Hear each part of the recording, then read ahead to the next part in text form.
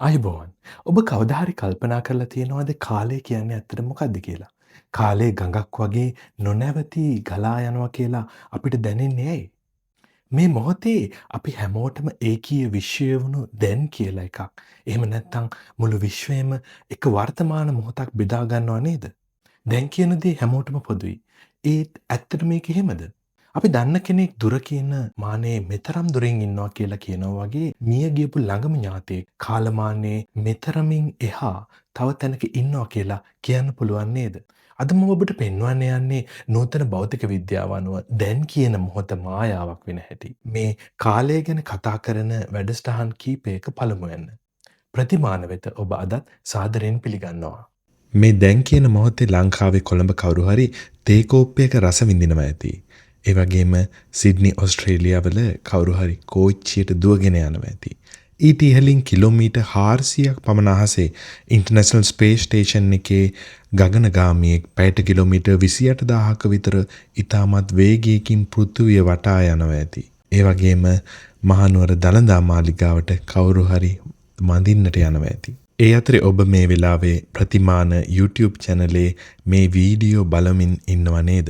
ඉතින් මේ දැන් කියන වෙලාවේ ඇන්ඩ්‍රොමීඩා ගැලැක්සි එකේ ඇන්ඩ්‍රොමීඩා චක්‍රවාටේ ආලෝක වර්ෂ මිලියන 2.5ක් එහායින් දැන් කියන මොහොතේ මොනව වෙනව ඇතිද? ඇත්තට මේ සියල්ල එකම දැන් කියන මොහොතක්ද? ඔබ කවදා හරි හිතලා තියෙනවද මේ ගැන? දැන් කියන මොහොත ඇත්තටම මොකක්ද කියලා? මේ වීඩියෝ එක ඔබේ දැන් කියන මොහොත පිළිබඳ තියෙන අවබෝධය වෙනස් කරાવી කියලා මා සිතනවා. මොකද ඔබ දැනගනීවි දැන් කියන මොහොත මුළු විශ්වයටම පොදු දෙයක් නොවේ කියලා. ඊටත් වඩා හැට ගිහිල්ලා සමහර විට ඔබේ අනාගතය ඔබ හෙට කරන දේවල් ජීවිතයේ අවසානය පවා සමහරට සිදු වෙලා ඉවරයිද කියන ප්‍රශ්නයත් ඇති වෙන්නට පුළුවන්. විශ්වාස කරන්න අමාරුයි නේද? ඒත් මේක කිව්වේ එසේ මෙසේ පුද්ගලයෙක් නෙවෙයි. පසුගිය සතවර්ෂයේ පහළ වුණ ශ්‍රේෂ්ඨතම භෞතික විද්‍යාඥයා. ඒ වෙන කවුරුවත් නෙවෙයි ඇල්බර්ට් අයින්ස්ටයින්. ඔහු ජීවිතේ අවසන් දිනවල් ගත කරමින් සිටියේ. ඔහු දැන් ටිකක් රෝගාතුරයි. ඔහු දන්නවා ඔහුටත් වැඩි කාලයක් නැහැ කියලා. මේ 1955 මාර්තු මාසයේ ඒ දවසේ අයින්ස්ටයින්ට දුක්බර පුවතක් ලැබෙනවා. ඒ මයිකල් බෙසෝ ගැන. අයින්ස්ටයින්ට දශක 5කට වැඩි කාලයක් ළඟම මිත්‍රයෙක් බවට පත් වෙලා හිටිය මේ මයිකල් බෙසෝ. අයින්ස්ටයින් සමග ස්විට්සර්ලන්තේ පේටන්ට් ඔෆිස් එකේ එකට වැඩ කළපු සගයා. ඊටත් කලින් ඔහුට විශ්වවිද්‍යාලයේදී තමා බෙසෝව පළවෙනියටම හමු වුණේ. ඒ වගේම ඔහු විශේෂ සාපේක්ෂතාවාදය ගොඩනගන අවස්ථාවේදී පැය ගණන් ඔහු සමග සාකච්ඡා කළ පුද්ගලයා තමා මේ මයිකල් බෙසෝ කියන්නේ. ඉතින් අයින්ස්ටයින්ට ආරංචි වෙනවා මේ මයිකල් බෙසෝ මිය ගිහිල්ලා කියලා. අයින්ස්ටයින් බෙසෝගේ පවුලට ලිපියක් ලිව්වා. ඒ ලිපිය ඔහු ලිව්වේ දැන් ඔහු මේ අමුතු ලෝකයෙන් මට වඩා ටිකක් කලින් ගිහින්. ඒක එච්චර ලොකු දෙයක් නෙවෙයි. භෞතික විද්‍යාව විශ්වාසය කරන අපි වගේ අය දන්නවා අතීතයේ වර්තමානයේ සහ අනාගතයේ අතර වෙනස පිළිගත හැකි මුරණ්ඩු මායාවක වැදගත්කමක් පමණයි කියලා. මම මේ ඔබට ඉදිරිපත් කළේ අයින්ස්ටයින් බෙසෝගේ පවුලට යවපු ලිපියේ සිංහල පරිවර්තනය. ඇත්තටම මොකද්ද මෙතන ඔහු කියන්නේ? මිතුරෙකුගේ මරණය එච්චර ලොකු දෙයක් නෙවෙයිද? කාලය මායාවක්ද? මේ ලිපිය ලියු පුද්ගලයා කාලය සහ අවකාශය ගැන මෑත ඉතිහාසයේ අවුරුදු 1000ක් පමණ කාලය ඇතුළත හිටපු හොඳින්ම අවබෝධ කරගත් විද්‍යාඥයා කිව්වොත් මං හිතන්නේ නිවැරදියි. ඔහු මොකක් හරි දැනගෙන හිටියා. අපි දන්නේ නැති දෙයක්. ඒ මොකද්ද කියලා තේරුම් ගන්න තව අවුරුදු 50ක් පිටුපසට යමු. ඒ කියන්නේ 1905ට. මේ අයින්ස්ටයින්ගේ Annus Mirabilis ඒ කියන්නේ ප්‍රාතිහාර්යයේ වර්ෂය. මොකද ඔහු පත්‍රිකා කීපයක් ඒ වර්ෂය තුල ඉදිරිපත් කරා. කාලය මායාවක් වෙන හැටි තේරුම් ගැනීමට අපි අයින්ස්ටයින්ගේ වැදගත් සොයා ගැනීමක් ගැන කතා කරලා ඉමු. විශේෂ සාපේක්ෂතාවාදය, ස්පෙෂල් රිලටිවිටි. ඒකේ වැදගත් මූලධර්මයක් තමයි ආලෝකයේ වේගය නියතයි කියන එක. අපි මේක c කියලා හඳුන්වනවා. තප්පරයට මීටර් 300,000ක් පමණ වේගයක්. ඒ කියන්නේ තප්පරයකින් පෘථිවිය වටේ 7 වතාවක් යන්න පුළුවන් වේගයක්. දැන් මේක ඇයි අමුතු දෙයක් වෙන්නේ? සාමාන්‍ය ප්‍රවේග ගැන හිතන්න. ඔබ පැයට කිලෝමීටර් 100ක වේගයෙන් කාර් එකක යනකොට පැයට කිලෝමීටර් 10ක වේගයෙන් බෝලයක් ඉස්සරහට විසිකවුවොත් බිම එන්න කෙනෙකුට ඒ බෝලේ යන ප්‍රවේගය පේන්නේ පැයට කිලෝමීටර් 110ක් කියලා. අර 100යි 10යි එකට එකතු වෙනවා. ඒත් ආලෝකයට ඒක එහෙම වෙන්නේ නැහැ. ඔබ රොකට් එක්ක ආලෝක වේගයෙන් 90ක් තරම් එහෙම නැත්නම් 0.9 c වගේ වේගයෙන් ගියොත් ඔබ ඒකේ ඉඳන් ටෝච් එකක් ගැහුවොත් ඒ ආලෝකය ඔබට c වේගයෙන් යනවාම කියලාමයි පේන්නේ. බිම ඉන්න කෙනාට c වේගයෙන් යනවා කියලාමයි පේන්නේ. අර 1 සහ 0.9 එකතු වෙලා 1.9 1.9යි c කියලා නෙවෙයි පේන්නේ. හැම වෙලාවෙම c කියලා පේන්නේ. මෙන්න මේකයි ආලෝකයේ වේගය නියත වීම නිසා විශ්වයේටම පොදු නියත බවක් තියෙන නිසා තියෙන අමුතු ගතිය. දැන් කියන concept එක දැන් කියන අදහස සාපේක්ෂ වෙන්නේ මෙන්න මේ හේතුවෙන්ද. මේක හරියට තේරුම් ගන්න අපි thought experiment එකක් කරලා බලමු. හිතන්න දුම්රියක්. සාමාන්‍ය දුම්රියක් නෙවෙයි. ආලෝක වේගයෙන් 0.9ක පමණ වේගයෙන් 90ක් පමණ වේගයෙන් යන දුම්රියක්. දුම්රිය හරි මැද විද්‍යාඥයෙක් ඉන්නවා. ප්ලැට්ෆෝම් එකේ තව නිරීක්ෂකයෙක් ඉන්නවා.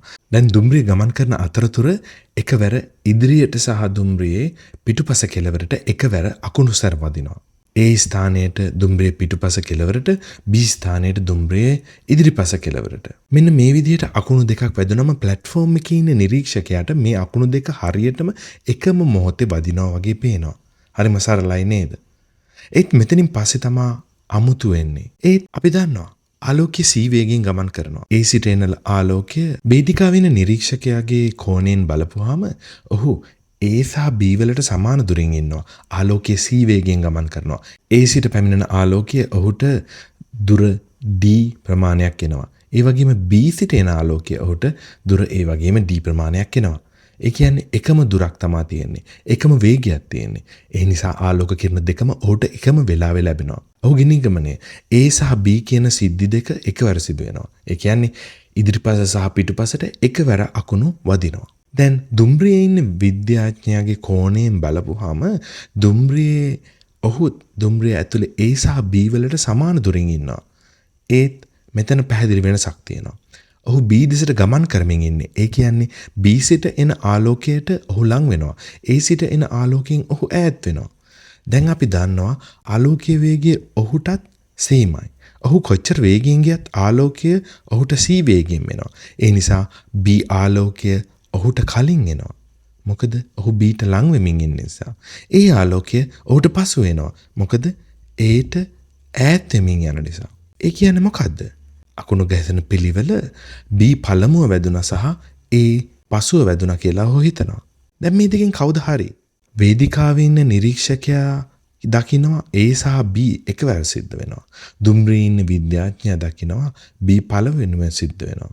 ඇත්තටම දෙකම නිවැරදි. එකවර simultaneous කියන concept එක සාපේක්ෂයි. වේදිකාවේ ඉන්න නිරීක්ෂකයාගේ දැන් කියන එක දුම්රියේ ඉන්න කෙනාගේ දැන්ට වඩා වෙනයි. එකකින් කියවෙන්නේ විශ්වීය වූ දැන් කියලා එකක් නැහැ කියන එක. මෙතෙන්දි මේ දැන් කියන එක වෙනස් වෙන කාලයන් ගණනය කරාම මෙතන පොඩි ඉෆෙක්ට් එකක් තමයි තියෙන්නේ. ඒ දුර අඩු නිසා. නමුත් දුර ලොකු වුණාම මේකේ ඇතිවන බලපෑම විශාල වෙනවා. මේ දුරින් ඒ තියෙන මේ වගේ වෙනස්කම් ගැන කතා කරනකොට අපිට හමු වෙනවා ඇන්ඩ්‍රොමේඩා විරුද්ධාභාසය.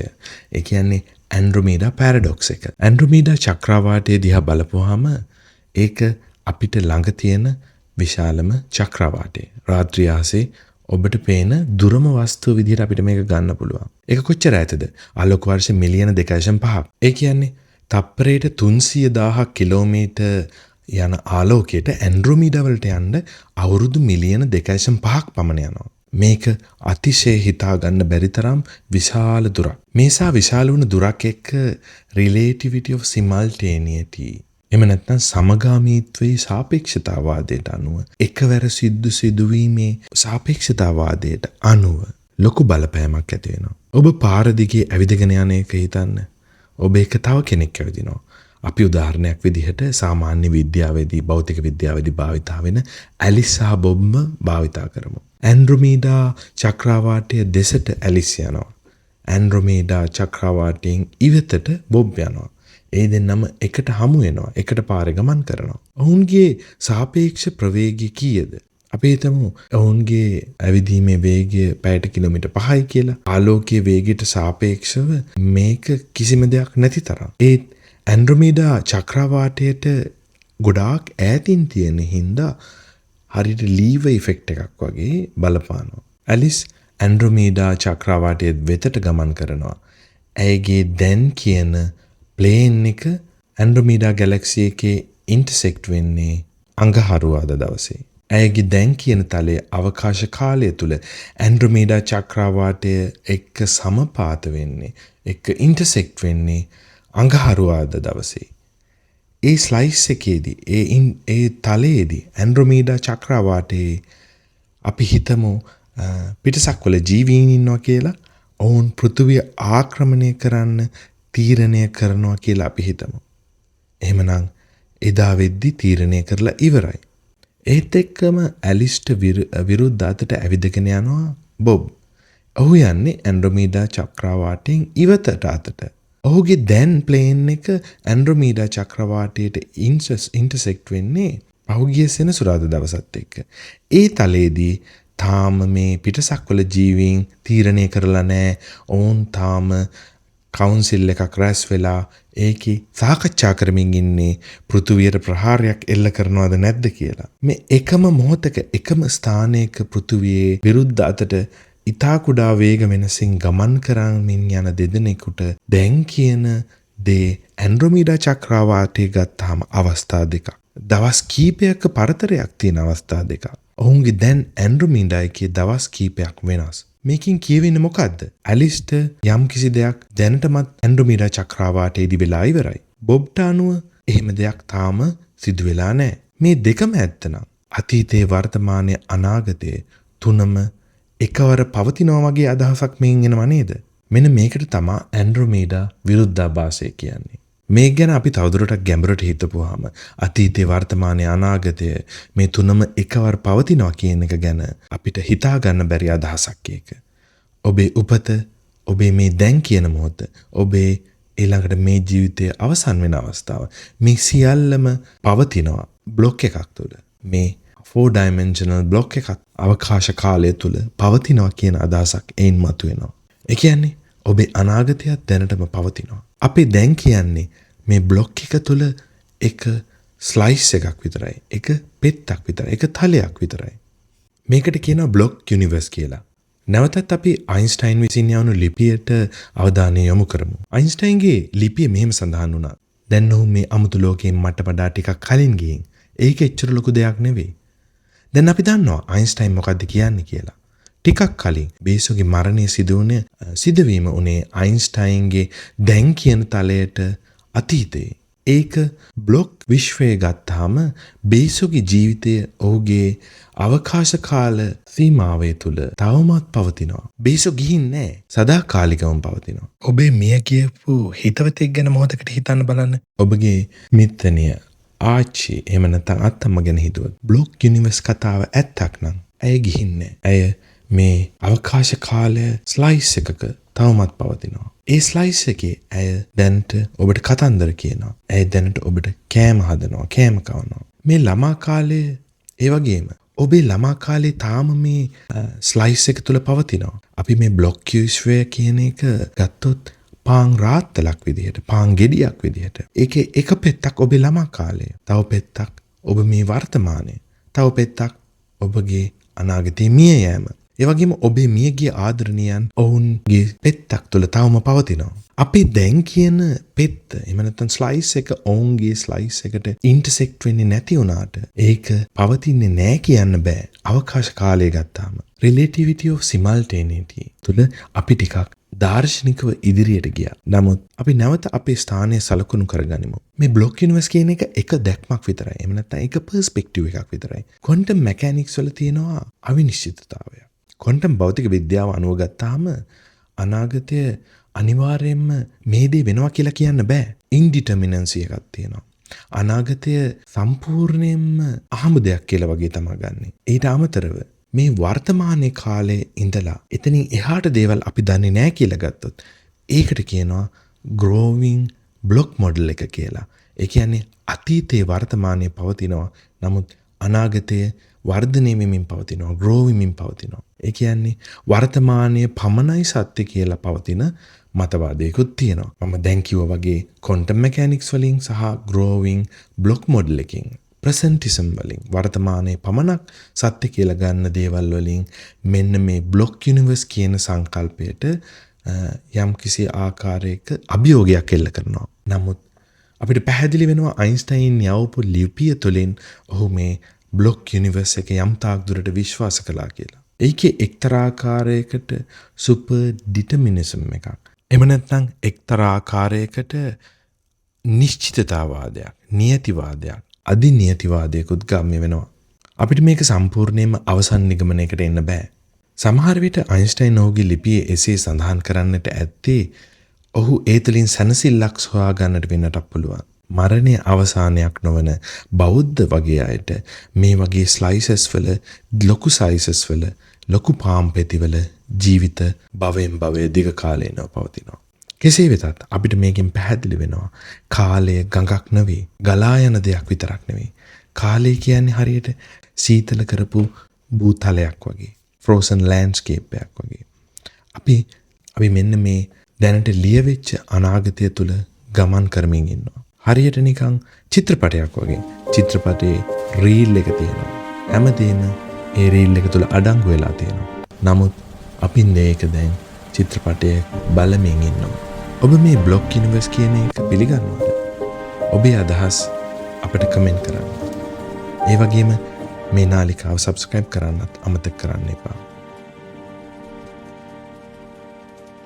මේ වීඩියෝ සම්පූර්ණයෙන්ම නැරඹුවාට ඔබට ස්තුතියි. සුබ දවසක්.